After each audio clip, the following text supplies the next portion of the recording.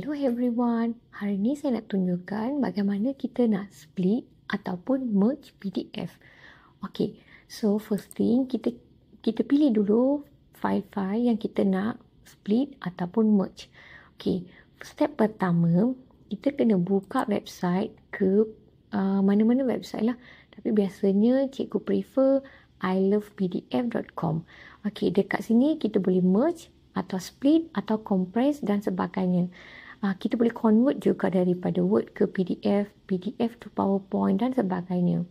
Okay, so mula-mula kita pilihlah split PDF. So kita select file kita. Contohnya file yang tadi saya save tu. Okay, dia adalah file sini. Okay, contohnya saya ambil file ni. So saya nak split, dia ada total 1 hingga 10 page. Mungkin saya nak split page 1 ke 1. Lepas tu, dan page 2 hingga 10. Maksudnya saya nak buat 2 kategori je. Saya nak tengah-tengah daripada antara page 1 hingga 2, saya nak insert page lain. Contohlah.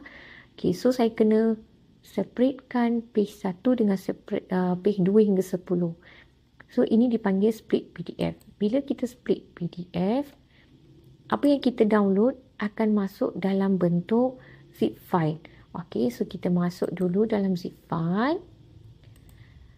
Lepas tu kita buat apa adalah kita keluarkan dia. So kita extract all. Bila kita extract all, dia akan masuk dekat folder yang sama. Okey. So kita copy and paste file ni ke page ni. Okey, kita dah nampak kan?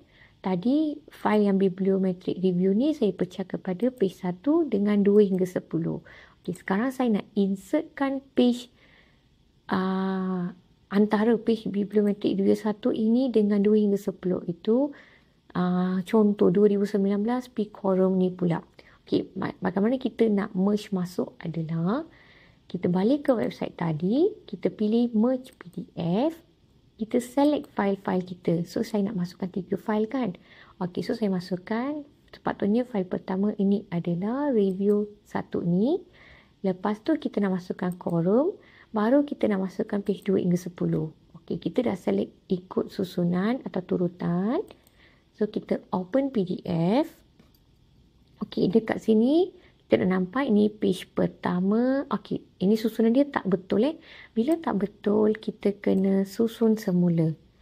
Okey, so selepas susun, kita check dahulu everything okey. Tengok ni page 1, ni page yang tambahan kita nak masukkan, ini page 2 hingga 10. Bila semuanya okey, kita tekan merge PDF. Lepas tu kita download. Okey, kita save. Kita boleh rename jugalah. Okey, baik. Untuk hari ni saya tak rename.